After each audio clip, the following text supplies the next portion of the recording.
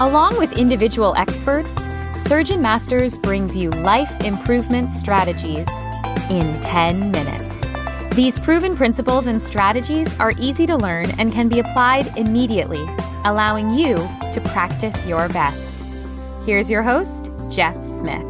On this episode of the Surgeon Masters mini podcast, my guest is Alan Reznik, a board-certified orthopedic surgeon doing arthroscopic surgery and sports medicine. He's also Chief Medical Officer at Connecticut Orthopedics. Welcome, Alan. Hi, Jeff. Nice to be here. Thank you for having me. Wanted to have another fantastic conversation with you about the cool topics that we talk about, trying to help our cohort or fellow surgeons and other people that listening to the podcast. And wanted you to share a little bit with me the idea that you had.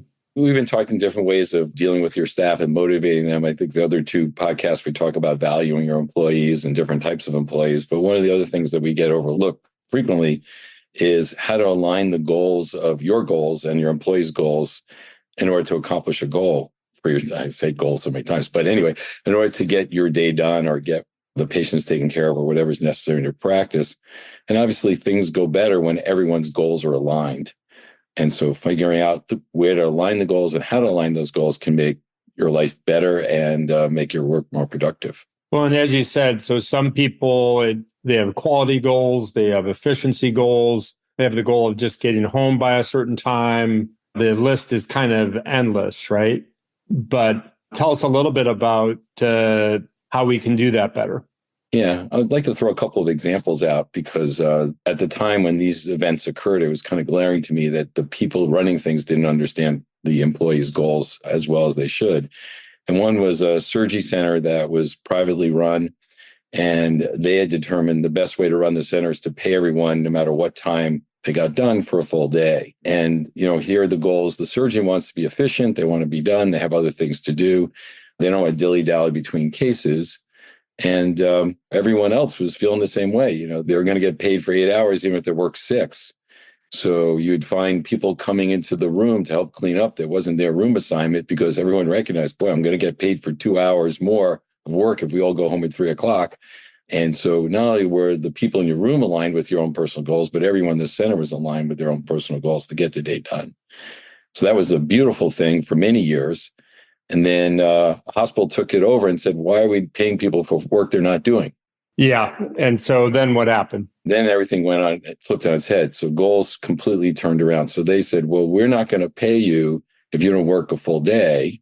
We're not going to pay you for your hours. And so what happened very quickly is all of a sudden everyone started calculating, how do I make this day last long enough that I get my full day's pay? And then it went from there to a new place that most surgeons do experience in a lot of hospital systems, where now all of a sudden the calculation was, well, if I get overtime, that's even better.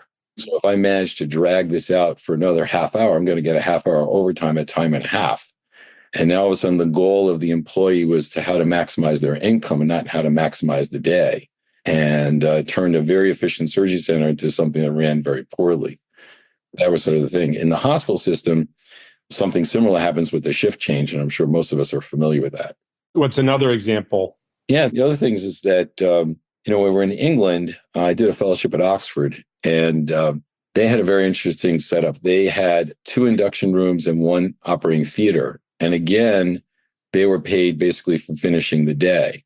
So they didn't have a problem with overlapping surgeons in 2 rooms because the room was the same. But their goal was the patient would be put to sleep and woken up in a separate induction room. And the operating room would only be used for the OR's procedures. And they could do 5 total hips between 8 a.m. and 3 p.m. in one room. Whereas in the United States, the goals were the same, but they decided on a different solution. They said, we'll give you 2 rooms. But then the problem is who's closing, who's waking the patient up? Are you in the room for a timeout? And the goals there are the same, but misaligned. So you can see how that conceptualization of 2 induction rooms versus 2 ORs changes the workflow completely. It sounds like those are experiential. How much did they kind of think those out? Or is that, what do you think about that? I think my experience is that I found that the efficiencies were better when there was 2 induction rooms because we basically moved everything out of the OR that needed to be out of the OR. Patient wake up time, patient going to sleep time is very variable. The anesthesiologist has all day to do whatever they need to do.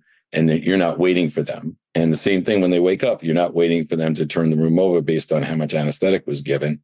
And since everyone metabolizes anesthesia differently, it is problematic. It just seems to me that that ended up being a more efficient solution from personal experience than what we do in the United States. Both systems work, but I think one was a little more efficient than the other. And the question is, where is the capital investment going to be made? The other interesting example you might want to throw out there is I prefer sometimes to have OR time on a Friday. And that's because, no one wants overtime on Friday. Tuesday, feeling pretty chipper. I like some overtime. Christmas is coming. But on Friday, it's like, boy, I worked really hard this week. I clocked all my overtime. If I could go out an hour early today, it would be great to start my weekend early. And, I find that some surgeons don't want to operate on Friday because they want Friday off. So sometimes there's even extra room. They say, oh, by the way, Dr. Reznik, we're going to flip you today to another room because it's Friday. So there's another example of goals being aligned and how it might work to your advantage. And so if you can give us one more example, but also just kind of bring into picture a little bit as to how to help people sort of really think about this, I guess. Yeah, I'm trying to think of another good example of that. But even your own staff, like if there's an opportunity to see one more patient or argue on the phone with someone about that patient, I try to impress upon my staff that, the goal here is to take care of the patients and try to, even show them that if you understand how much work it is to either turf a patient somewhere else or not take care of them because you feel like you're too busy, and you then go ahead and take a look at how long it actually takes to take care of that patient. Many times there's the efforts behind the scenes to somehow, I don't want to say get rid of, but have someone else do that work is much higher than the actual work it takes me to make a determination what's wrong with the patient and actually get them squared away. I think here the goal is interesting because we have, talk about people come out of fellowship training and let's say they're a total joint person. They don't want to see a person with back pain all of a sudden. So you ask a young resident, I said, why is that? Why don't you want to say, well, I'm never going to do a complex scoliosis case. And so where's the goal here? I said, well, the goal is to take care of the patients. Maybe some of those people with back pain will later need a total joint replacement. And wouldn't it be nice to have those people telling someone else how lovely you are because you gave them, what they needed in the way of muscle relaxer and anti-inflammatories, set them up in physical therapy and refer them to the right spine guy if they didn't get better. And you clearly know more about spine than they do. So, sometimes even the young residents and fellows don't understand that their goal is to get a reputation for being someone who takes good care of people. And that has less to do with doing exactly what they want to do than being kind. So being kind and being available and being, useful goes a long way to building a practice. And I think sometimes the goal, building a practice exactly the way they want them, and that get misaligned. So I think the alignment there sometimes is helpful as well.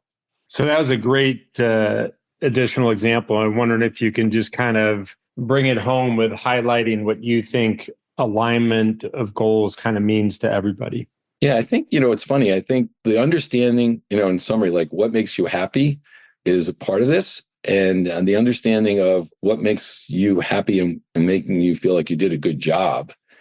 And then look around you and say, are the people around me actually thinking the same thing I am or thinking something else? And if they're not, then you have to kind of piece it back together and see, can you make the situation such that either financially or personally or even emotionally, they understand your goals and they are actually in line with you so that you can get through your day and do what you want.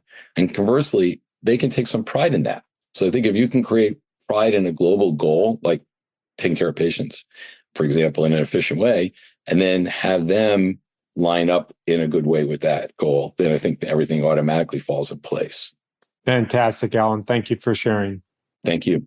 There you have it. In less than 10 minutes, this is Jeff Smith, along with Dr. Alan Reznik. Until the next episode of Life Improvement Strategies for the Surgeon Who Wants More. Ciao. Now, take 10 minutes and put your plan into action to practice your best.